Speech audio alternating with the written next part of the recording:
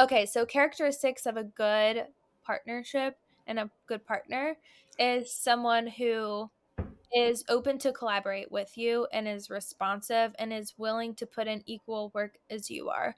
And sometimes that can vary depending on the size of a partner you're working with and the size that your company might be compared to your partner. And that's very normal. Like within a partnership strategy, you typically have tiers or way to determine which partners get priority. So if you have someone labeled as like, let's say a tier 1 or a tier 2, like those are probably your top biggest partners. You want to put a lot of your eggs in those baskets because you feel like you're going to get the most ROI out of them in some way, whether that's engagement or new users or customers or revenue, like whatever your goals may be, you feel like those partners will help you get there most. You might have some lower tier partners that are maybe a lot smaller where you'll still collaborate with them and go about your partnership, but you may not put as much time into those. So, depending on where you are, you may be a top tier partner to someone, you may be in the middle to low ranking. So, they may not be willing to do as much with you as you'd be willing to do for them and vice versa. So, I mean, I've been in conversations where I've been on both sides of that. I've been the big fish, like, no, we can only do a couple of little things. And then I've been the small fish to someone else where they're like, no, I can literally just do like say your name in a tweet and that's it. Like, so You want me like to retweet something? Fine. I'm like, please, can you please do something? I'm like, I'm not trying to sound desperate, but I'm gonna need more but I than am. I am.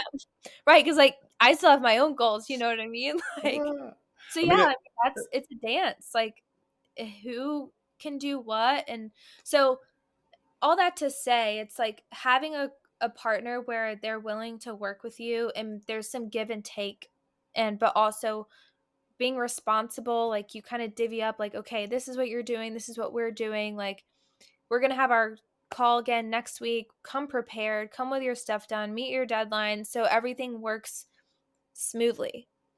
I've also worked with a lot of people who like to wait until the last minute and either to the day before or the literal day of a partner. Are you one of those? maybe, Oh maybe. no. Okay. But like or like literally the day of morning of a partnership like announcement, like your go to market strategy is like time to go, something changes or they didn't do something or they're wrapping up work that day and it's just like mind blowing to me. I don't know. I think like how I don't understand how people function. It sounds like you're very organized. I am very organized. I would say that's definitely one of my superpowers.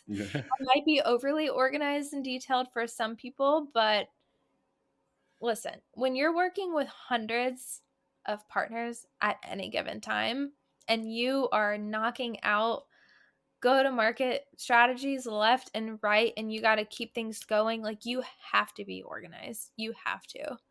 And like you have to think ahead. And so I think that, and that's super simple, right? Paying attention to details and being organized and being timely.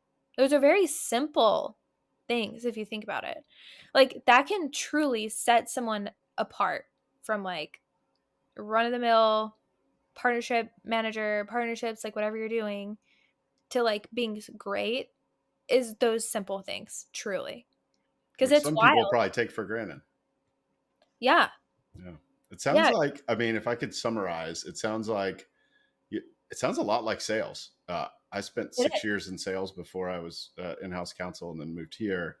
is. Mhm. And it was build an ideal customer profile, an ideal partner profile, Mhm. insert partner where customer, Yep. set your accounts out, tier 1, tier 2, tier 3, spend the most money and time on your tier 1 accounts. And that has to be based on evidence, right? This isn't just like, that's an awesome brand, we want to hang out with them. Yeah. No.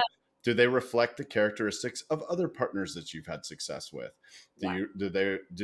Have they partnered with brands similar to yours, right? Like there's probably like characteristics you can go down. You want to spend more time with those people. And that's only the beginning. right? That's your top of funnel for the partnerships. Then when you move to the middle of the funnel and you're nurturing them, it sounds like something like a mutual action plan is Yeah. what we used to call it. It's a boring name, but like for the most part, that's setting clear expectations. What is Yeah. the timeline on what we both expect to act and what do we both expect to do on that timeline? Correct. Yeah. Right. And then the bottom of the funnel is all right, push comes to shove, we're hitting our deadline right now. Are you ready to do the things that we committed to doing? We're ready on our end. Are you ready there? And Mhm. having that clear communication. Yeah. That's exactly it. And partnerships is part of a revenue generating sales function too, so it's very similar.